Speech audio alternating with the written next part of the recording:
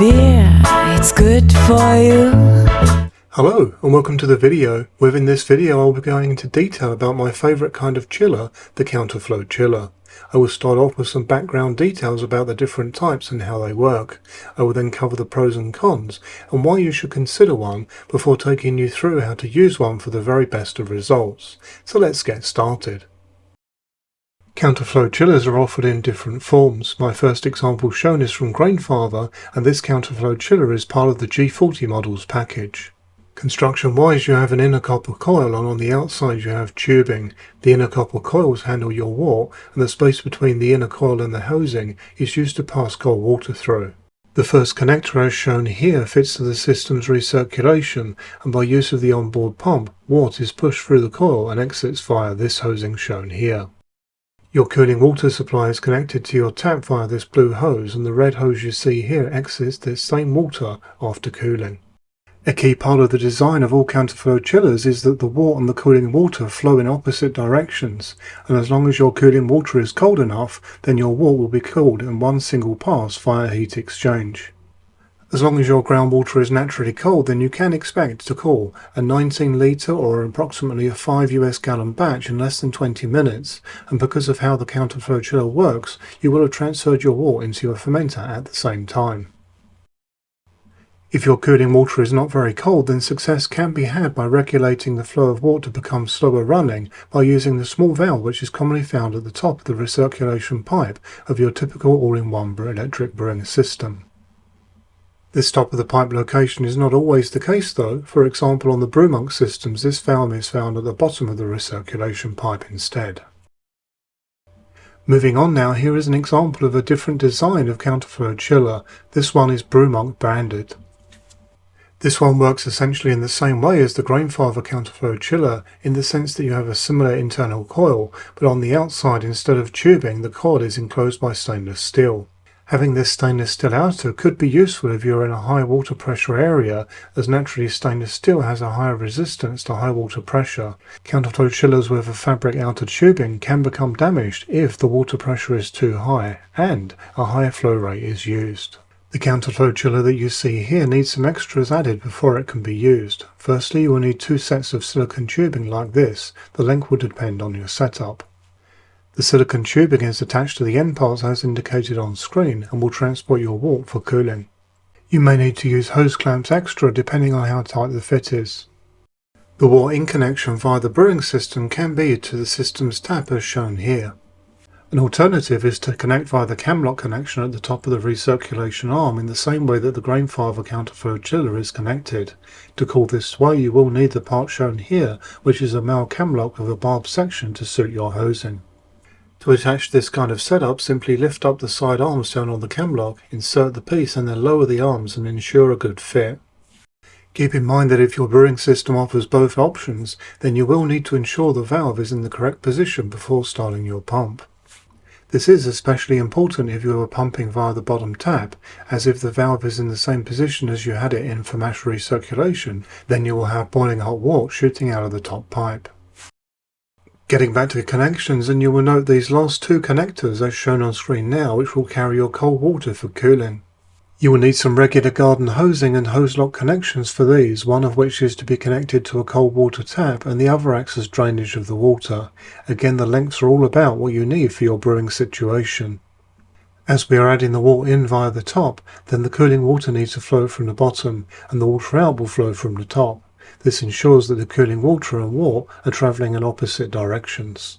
Let's now go through the pros and cons of Counterflow chilling versus the immersion chiller method of cooling. So let's now start with the pros.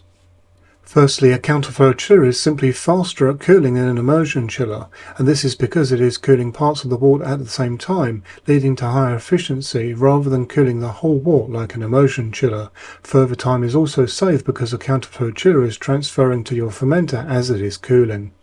Faster cooling also has the benefit that you will reduce your risk to DMS, and wort that is cooled faster also enjoys a higher level of clarity straight away. Another key advantage for the counterflow chiller is that due to its efficiency, you will also use less water to cool the same amount of wort compared to using an immersion chiller. Not only is this good news for the planet, but if your water is metered, then it will also save you money too. A good tip, by the way, no matter which cooling method you use, is to keep the water that you use while chilling and then use it later on for your cleaning. It also has to be said that because your counterflow chiller puts your wort into an enclosed sanitary environment whilst it is cooling, this has a large advantage that your wort is not being exposed to the outside environment where negative microorganisms can find their way into the wort, leading to potential spoilage. Let's now look at the cons. Firstly, because a counterflow chiller is only cooling small parts of the wort at a time, it is going against its design to attempt to recirculate the wort back into the brewing system to cool the whole wort for hop stands. So you will notice when I perform a hop stand in my brews, then I will use an immersion chiller for this step, as with the right technique in immersion chiller it can take less than 1 minute, whereas with a counterflow chiller you simply cannot compete with this kind of timing, and of course we want to cool the wort as quickly as possible.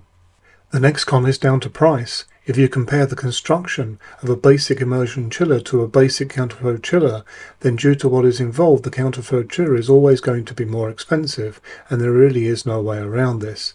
In fact, the immersion chiller is so simple that most people can make their own very easily. Then finally, another con of the counterflow chiller is that it requires a pump to operate, whereas with an immersion chiller you do not require a pump. Not an issue, of course, if your brewing system already has a pump. So in summary, you can see that both chiller types have their advantages. Personally, I use a counterflow chiller for every brew and only break out my immersion chiller when I need to perform a hop stand. Once the hop stand is complete, I then finish the cooling off and transfer by using a counterflow chiller. To finish off, I will now take you through my recommended breakdown of how to use a counterflow chiller for the very best of results, step by step. Thankfully, this is all very simple stuff. During the brewing process, run boiling hot wort through the counterflow chiller to sanitize it for a couple of minutes. You can do this back into the main wort of the brewing system. Essentially, it does not matter when during the boil that you do this. I personally tend to do it towards the end of the boil, but certainly it needs to be close to the time when you will use it. Towards the end of your brew, turn on your cold tap and recirculate cold water through the coil for a couple of minutes before you intend to start cooling and transfer. This is essentially priming the coil by chilling it, meaning that when you start pumping wort into your counterflow chiller, it will be cooling right from the start with its best efficiency.